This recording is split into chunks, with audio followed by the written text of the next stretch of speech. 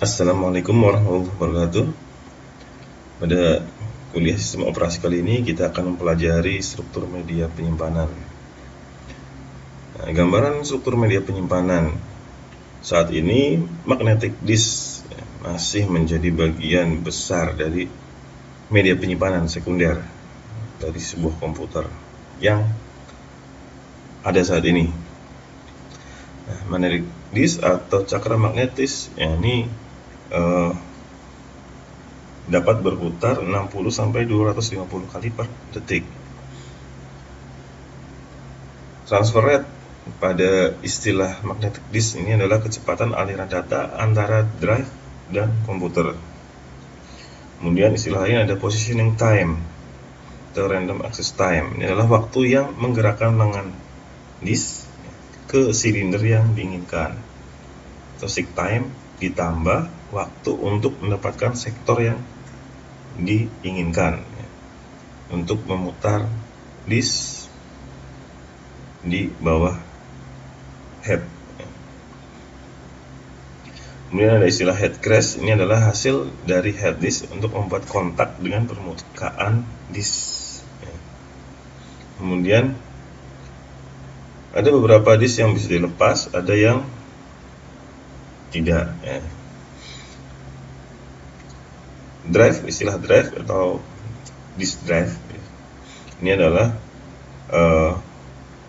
bagian pengontrol disk yang terpasang ke komputer melalui I/O bus. Ada beberapa jalur bus yang bisa digunakan, antara lain IDE, ATA, serial ATA, USB, fiber channel, SCSI, SAS, FireWire.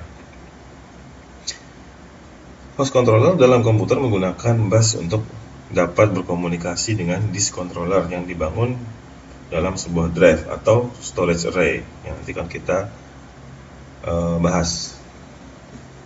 Nah, ini adalah mekanisme pergerakan head disk yang lebih detailnya sudah pernah kita pelajari dalam kuliah Orkom. Ini bentuk hard disk. Nah, dalam hard disk ada hard disk drive ya, ada flat disk dengan diameter mulai dari 0,85 ya sampai 14 inch. Ini pernah ada ya. Nah, untuk saat ini hard disk yang ada ini ukurannya 3,5 inch, 2,5 inch dan 1,8 inch. Range dari kapasitas saat ini yang tersedia ini mulai dari 30 GB walaupun sudah sangat jarang sampai 3 TB ya, untuk satu drive-nya atau hard disk drive. Performa dari hard disk drive, secara teori hard disk drive bisa mentransfer sebanyak 6 gigabit per detik. Kemudian secara efektif, tapi ini kecepatan transfer rate-nya 1 gigabit per detik. Bit ya. Di sini kita menggunakan bit kalau transfer rate umumnya. Kemudian seek time. Ini sekitar 3 milidetik sampai 12 milidetik. Tapi rata-rata pada komputer desktop ini ada di 9 milidetik untuk seek time-nya. Seek time rata-rata ini biasanya secara teori ini sebanyak sepertiga dari tracknya. Dan latensi pada spindle time-nya ini adalah 60 per rpm. Rata-rata latensinya ini setengah dari latensi. Ini di sebelah ini adalah tabel dari rata-rata latensi beberapa jenis hard disk yang kecepatannya beda-beda. Ini hard disk yang lambat yang tergolong sudah lama, kecepatannya 4200, latensinya cukup besar 7,14 milidetik. Nah, ini yang 7200 itu 4, kemudian yang RPM 15000 ini rata-rata latensinya hanya 2 milidetik. Jadi sangat berpengaruh kecepatan RPM suatu hard disk terhadap rata-rata latensi. Untuk mengukur performa hard disk ada beberapa hal yang bisa kita ukur ya. Yang pertama adalah akses latensi atau rata-rata waktu akses untuk mengakses. Nah, rata-rata mengakses itu didapatkan dari rata-rata seek time ditambah rata-rata latensi. Nah, untuk hard disk yang cepat, ya, rata-rata waktu akses yang dibutuhkan adalah rata-rata seek time yang rendah dari 3 milidetik ditambah rata-rata latensi 2 milidetik jadi untuk RPM 15.000. Kemudian untuk hard disk yang lambat itu seek time-nya rata-rata 9 milidetik dan rata-rata latensinya 5,56. Jadi untuk yang hard disk yang rotasinya 4.500 RPM ya. Jadi sehingga rata-rata waktu aksesnya adalah 14,56 milisecond. Ini adalah waktu yang digunakan untuk mengakses sampai bisa dibaca atau ditulis datanya. Kemudian rata-rata waktu input output yang dibutuhkan itu adalah penjumlahan dari rata-rata waktu akses ditambah data yang ditransfer ya, totalnya dibagi waktu akses ditambah dengan overhead dari drive controllernya. Nah, misal untuk mentransfer data 4 kilobyte blok ya, jumlah data dengan ukuran 4 kilobyte pada hard disk yang kecepatan RPM-nya 7200 RPM dan seek time rata-rata dari hard disknya adalah 5 milisecond. Kemudian waktu transfer rate ya, I/O ya, ini tergantung I/O yang digunakan. Transfer rate-nya 1 gigabit per second dan overhead-nya 0,1 milisecond. Maka rata-rata I/O time-nya adalah rata-rata waktu akses yaitu seek time 5 ditambah dengan rata-rata latensi untuk hard disk 7200 RPM ini 4,17 ditambah overheadnya 0,1 milidetik ditambah waktu transfer. Nah, waktu transfer ini tadi tergantung dari jumlah data dibagi dengan transfer rate. Jumlah datanya adalah 4 kilobyte, transfer rate-nya 1 gigabit per detik. Kita perhatikan ini satuannya beda ya. Untuk data menggunakan byte, transfer rate menggunakan bit. Jadi kita harus samakan dulu. 4 kilobyte dibagi 1 gigabit per detik. Pembagian ini kita kalikan dengan 8 gigabit ya untuk menyamakan 8 gigabit dibagi 1 gigabyte. Nah, 8 gigabit 1 gigabyte kan sama. Sehingga didapatkan 32 kilobyte dibagi 1 gigabyte per detik. Jadi dipindah ke byte semua. 1 gigabyte itu sama dengan 8 gigabit. Yang didapatkan 32 kilobyte per 1 gigabyte per detik. Ini satunya mas kilo, satunya giga. Kita samakan, kita kalikan dengan 1 gigabyte dibagi 1024 kuadrat kilobyte. Ini sama-sama 1 gigabyte ya sebenarnya. Sehingga didapatkan 32 dibagi 1024 kuadrat. Hasilnya adalah 0,031 milisecond. Jadi waktu yang dibutuhkan 0,031 milisecond untuk waktu transfernya. Sehingga waktu transfer itu waktu transfer yang dibutuhkan oleh hard disk sendiri ya. Sehingga total rata-rata waktu I/O menjadi mulai permintaan baca sampai mendapatkan data adalah 9,27 itu hasil yang di atas ini ditambah dengan transfer time yaitu 0,031 milisecond sehingga total waktu yang dibutuhkan adalah 9,301 milisecond. Ini performa hard disk ya, mengukur performa. Nah, ini adalah disk drive komersil pertama ya. Sehingga saya pernah dibahas di Orkom buatan IBM. ukurannya 5 mega ya. Kapasitasnya, access time-nya ini kurang dari 1 detik, sudah cukup cepat untuk saat itu. Platnya ada 50 dengan diameter 24 inch, sangat besar ya. Kemudian perkembangan storage ya. Storage saat ini ada yang sudah menggunakan memori jenis non volatil yang digunakan setara dengan hard disk atau menyerupai hard disk. Ini dinamakan sebagai solid state disk atau sering kita sebut sebagai SSD. Sudah mulai banyak. Bentuk lainnya seperti USB drive ya, thumb drive, flash drive, atau DRAM disk ya. Walaupun jarang yang pakai di sini DRAM disk. Kemudian storage pada perangkat smartphone, ini sudah menggunakan memori non volatil. Nah, kelebihannya adalah lebih diandalkan ya, lebih dibanding dengan HDD, hard disk drive yang menggunakan cakram, karena lebih cepat menggunakan memori non volatil. Hanya saja harga per byte-nya itu lebih mahal ya, jauh lebih mahal dibanding dengan hard disk drive. Namun memiliki masa hidup yang lebih pendek, kemungkinan besar ya. Kapasitasnya lebih kecil tapi lebih cepat.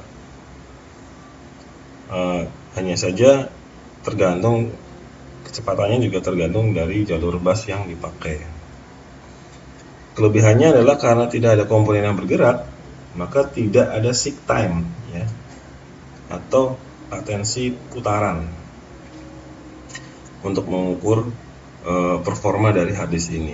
Kelebihan dari storage yang berbasis flash atau memori non volatil ini adalah karena tidak ada waktu yang dibutuhkan untuk memutar cakram ya, dibanding dengan hard disk drive biasa. Kemudian storage yang lain ya, magnetic tape, ini adalah media penyimpanan sekunder yang paling awal. Ini saja saat ini bentuknya mulai berevolusi ya, dari yang berbentuk pita gulungan sekarang sudah berbentuk cartridge.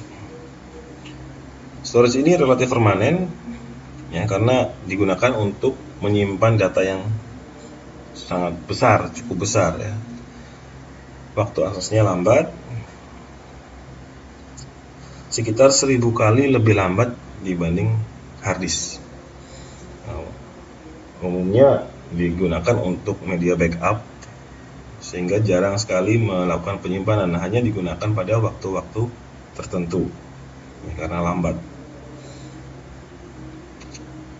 Diletakkan pada spool dan diputar ulang untuk melakukan baca tulis. Kecepatan transfernya ini sekitar 140 MB per detik, cukup lambat. Kapasitasnya kalau sekarang sudah hampir 10 TB ya untuk satu cartridge.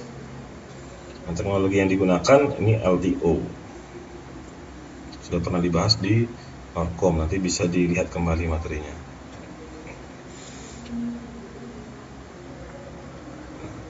Disk drive ini dialamatkan ke dalam array satu dimensi yang cukup besar ya, dari blok-blok logis, di mana blok ini adalah ukuran terkecil dari data yang ditransfer.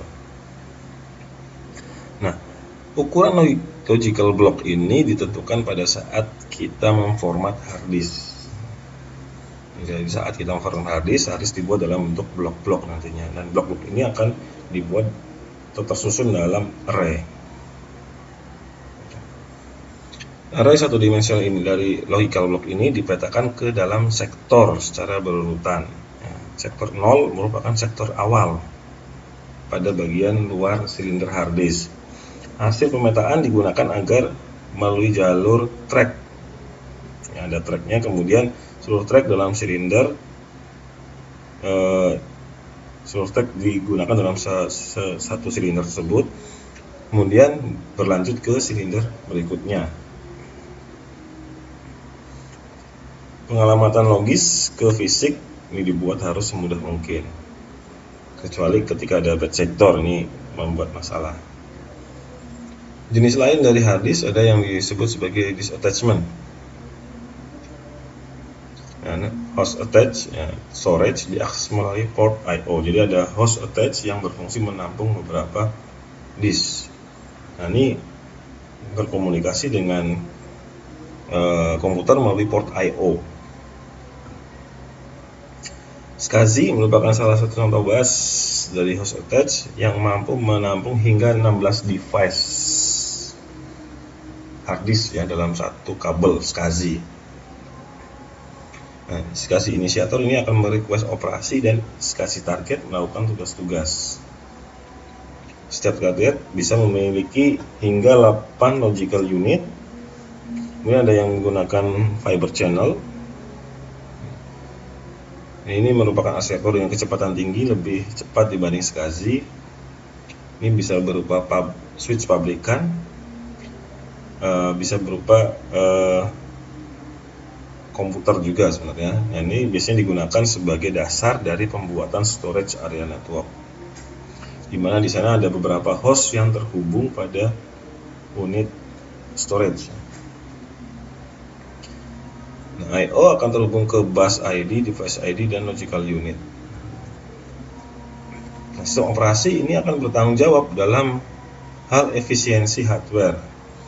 Untuk disk drive, nah, berarti dibutuhkan waktu akses dan bandwidth yang besar ya, waktu akses yang cepat dan bandwidth yang besar. Fungsinya untuk meminimalkan seek time-nya seminimal mungkin, waktu pencarian data yang akan dibaca atau ditulis.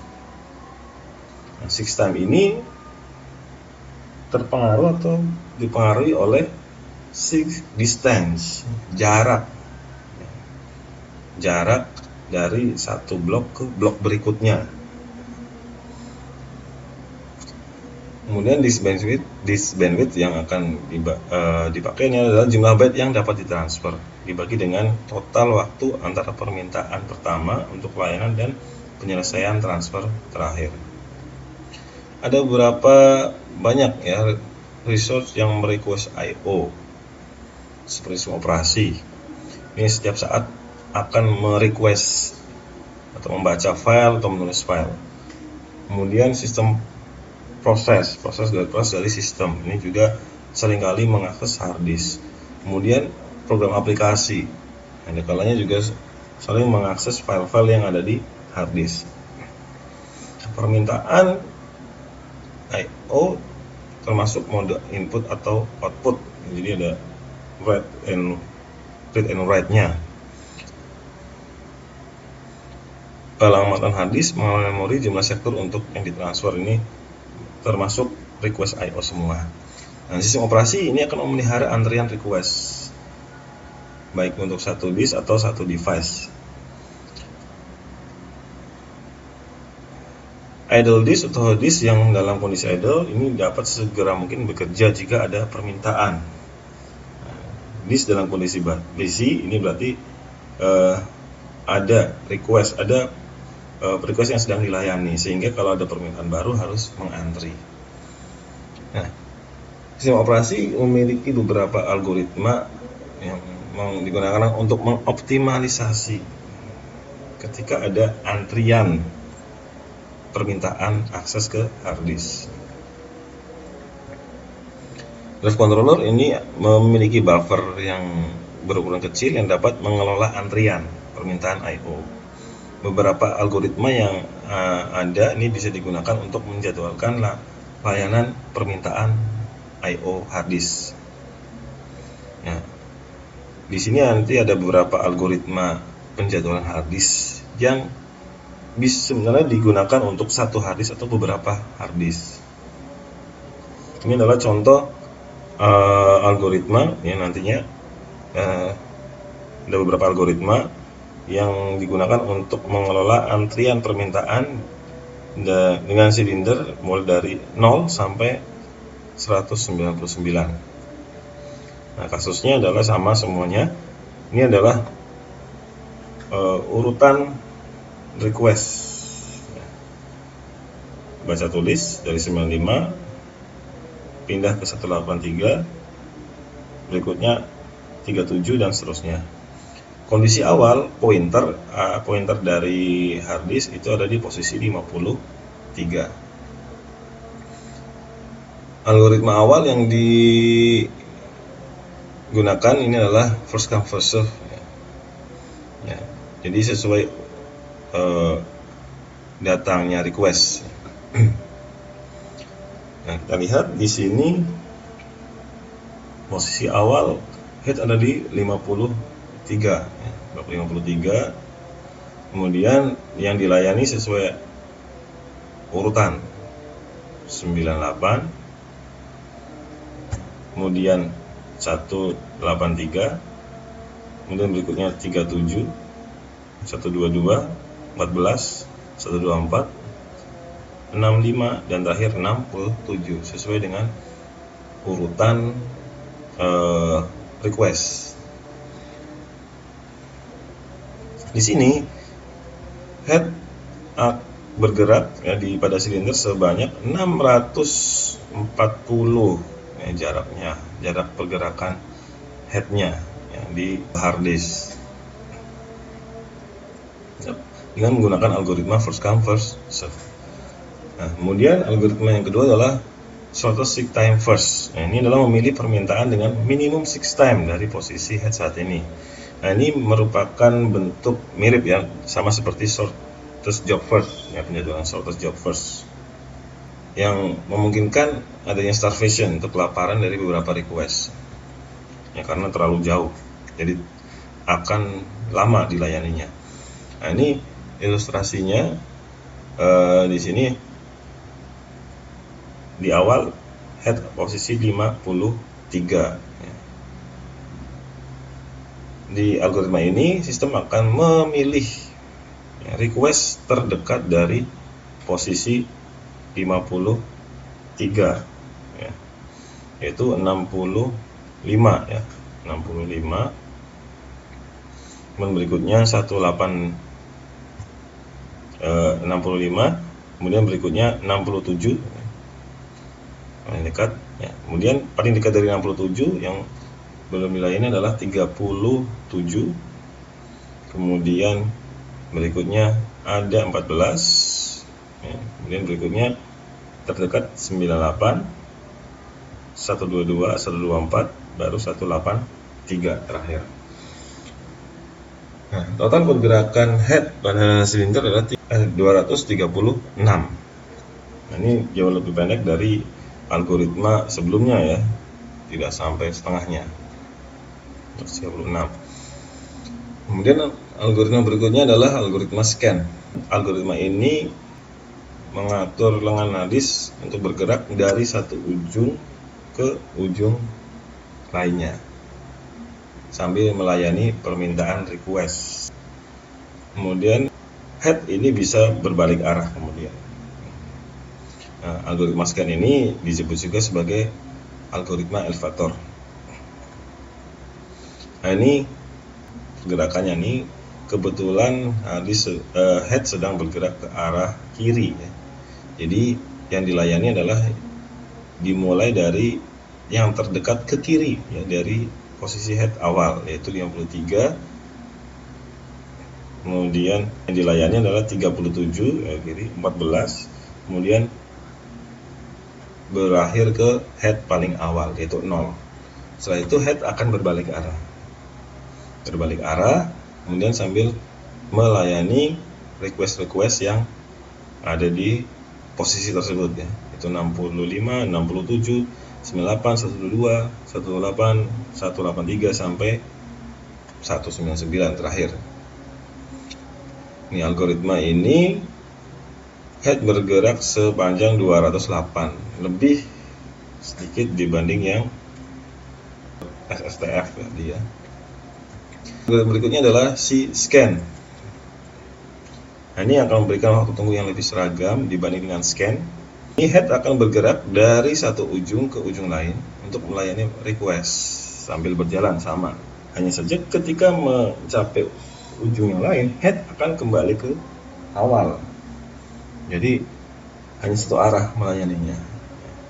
Ketika sudah sampai akhir, dia akan balik lagi ke awal. Nah, ini memperlakukan silinder sebagai bentuk daftar yang melingkar.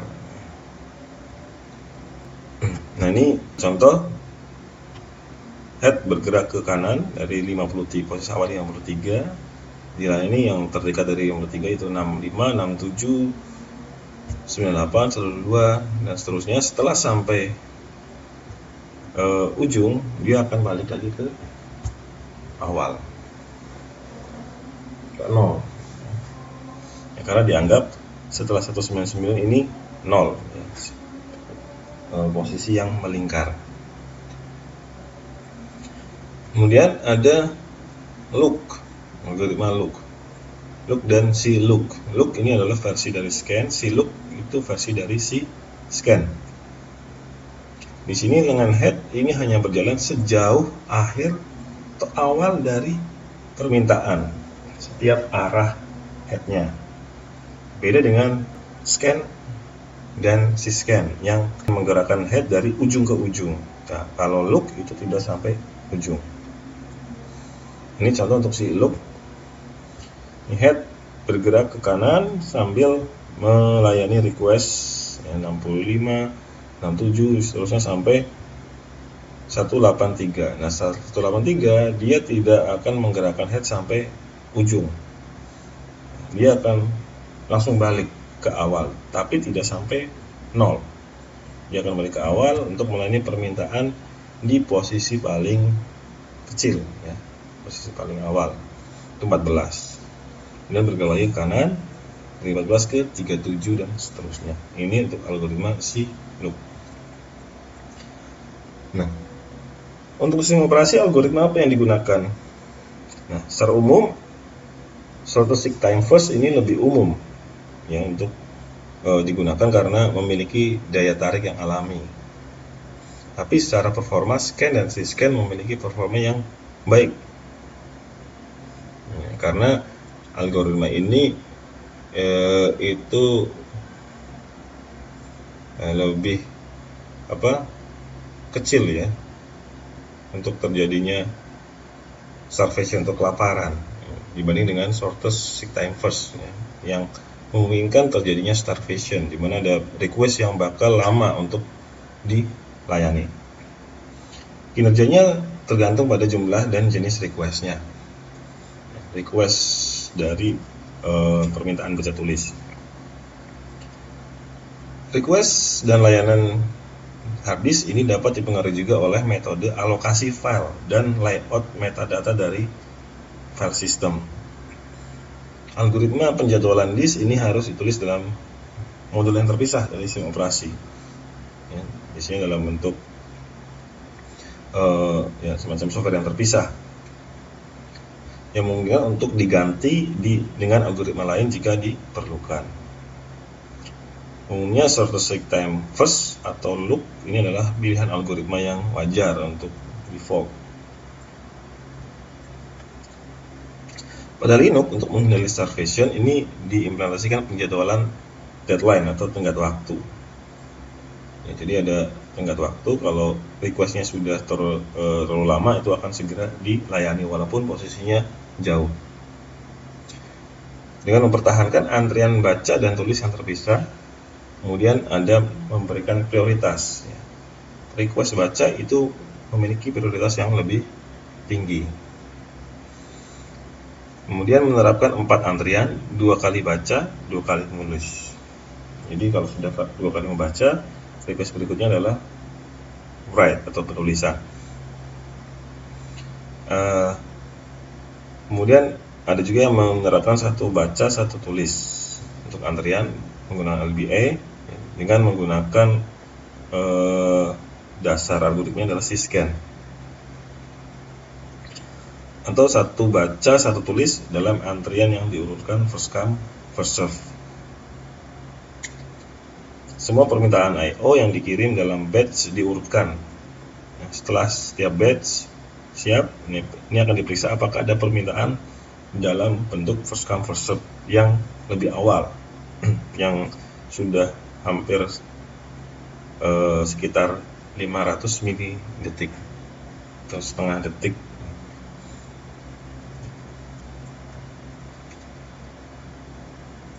Nah, berikutnya tentang manajemen hard disk atau disk. Low level formatting atau physical formatting ini adalah membagi hard disk ke dalam sektor-sektor yang khusus ya.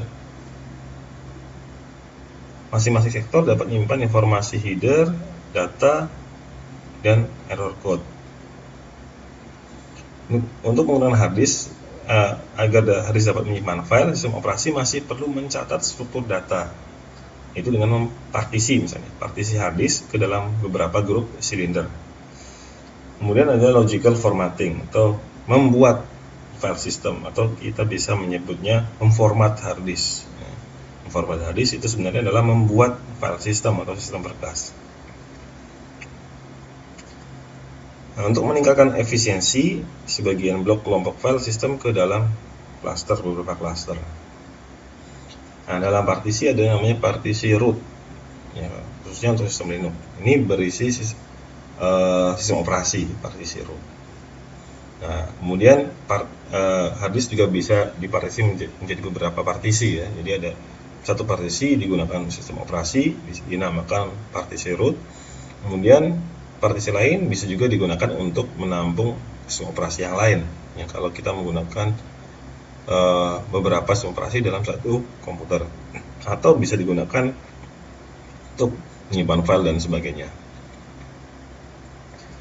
Nah, partisi tersebut ini harus dikaitkan atau mount pada saat komputer booting.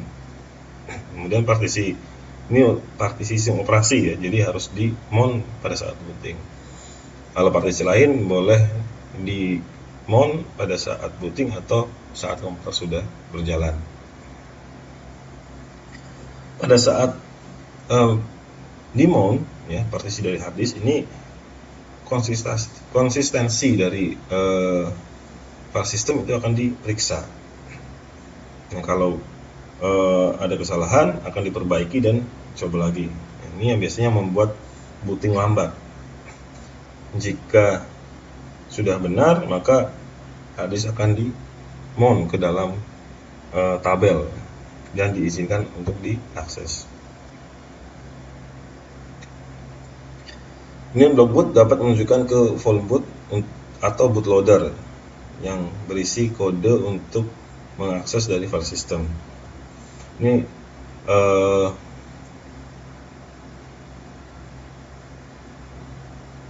adalah contoh yang sebelah kanan ya. Ini adalah boot ya, boot. Di bagian awal ini ada yang namanya MBR atau Master Boot Record. Ini berisi kode boot atau tabel partisi yang menentukan ke partisi mana komputer akan melakukan booting. Ini di sini menentukan di mana sih partisi mana sih yang berisi sistem operasi yang bisa di boot. Nah, ini sebabnya bisa disimpan dalam ROM atau program bootstrap loader yang biasanya ditaruh di partisi awal atau di MBR. Manajemen swap. Virtual memory yang menggunakan swap ya, ini juga menggunakan storage ya sebagai swap. Walaupun beberapa sistem yang sudah mulai meninggalkan ya, storage sebagai swap karena hal kecepatan. Swap space dapat dibentuk dari file system yang normal atau pada partisi hard disk yang terpisah. Ya, bisa partisi yang ada digunakan ya, semacam di Windows, atau partisi terpisah semacam di Linux. Sistem operasi menyediakan manajemen ruang swap. Penyimpanan sekunder umumnya lebih lambat dibanding dengan dynamic RAM. Walaupun sekarang sudah ada stick DRAM ya, yang bisa digunakan sebagai virtual memory juga. biasanya memungkinkan menggunakan beberapa ruang swap. Jadi kita bisa menggunakan beberapa hard disk atau beberapa partisi yang terpisah yang digunakan sebagai swap, ya, sehingga untuk mengurangi beban I/O pada satu swap. Jadi untuk menghindari adanya request yang terlalu banyak ke satu partisi. Ini adalah struktur data swap pada sistem Linux. Ya, ini partisi swap, ini mapping dari partisi. Nah, selain hard disk atau hard disk biasa, ya, ini sistem operasi juga bisa menggunakan sistem penyimpanan dengan model yang berbeda. Yang pertama adalah host attached, network attached, dan cloud. Host attached ini ya, yang umum ya, menggunakan port I/O lokal, menggunakan salah satu dari beberapa teknologi, misalnya USB, Firewire, Thunderbolt. Nah, untuk yang sistem yang high end ini bisa menggunakan serat optik, ya, the fiber channel. Ini menggunakan arsitektur serial dengan kecepatan yang sangat tinggi, ya, menggunakan kabel serat optik. Kemudian yang kedua adalah network attached storage, ya, disebut sebagai NAS atau network attached storage. Ini adalah storage yang tersedia melalui jaringan, bukan menggunakan port lokal. Nah, protokol yang umum digunakan adalah network file system dan CFS yang diimplementasikan melalui remote procedure call RPC antara host dan storage melalui TCP atau UDP pada jaringan TCP/IP. Nah, ini CFS contohnya Windows Sharing atau Samba, ya. Kemudian ada juga protokol iSCSI yang menggunakan jaringan IP untuk melakukan protokol SCSI. Jadi ada SCSI tapi melalui jaringan, namanya iSCSI. Di mana di sini ada sekumpulan storage, ya, NAS, network attached storage, yang bisa digunakan oleh klien. Jadi klien ini menggunakan hard disk yang posisinya sebenarnya ada di tempat lain melalui jaringan. Ini ada cloud storage. Nah, ini serupa atau mirip dengan NAS, di mana disediakan akses ke penyimpanan melalui jaringan. Hanya beda. Nah, ini diakses melalui internet atau WAN ke pusat data yang umumnya jauh, ya. NAS ini disajikan dalam file system lain, sementara penyimpanannya berbasis API. Kemudian ada program yang digunakan untuk menggunakan API tersebut. Contoh dari cloud storage ini adalah Dropbox, Amazon S3, ya, Microsoft OneDrive, Apple iCloud, dan sebagainya. Kemudian storage array ini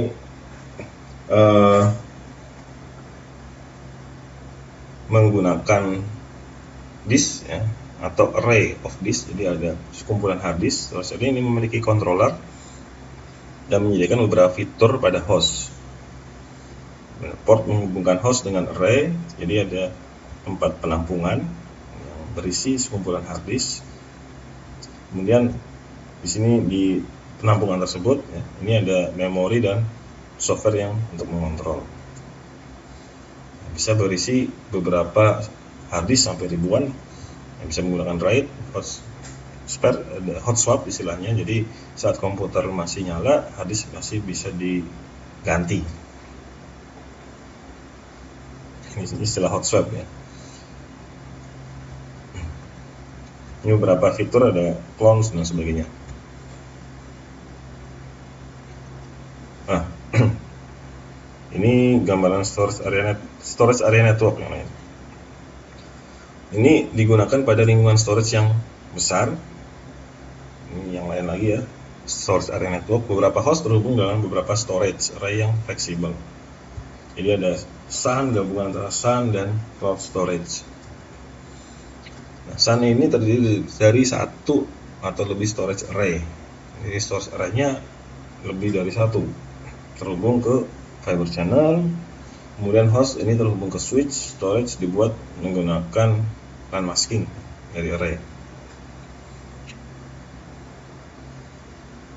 Nah, ini biasanya menggunakan SCSI atau Fiber Channel juga. Kemudian model storage yang lain adalah menggunakan RAID ya. RAID ini pernah dibahas juga di Orcom. Ini redundant array of inexpensive disk. Ada dua istilah yang biasa digunakan untuk kepanjangan RAID ya. Ini bertujuan untuk meningkatkan waktu rata-rata kegagalan. Jadi memungkinkan menurunkan ya kegagalan atau kehilangan data.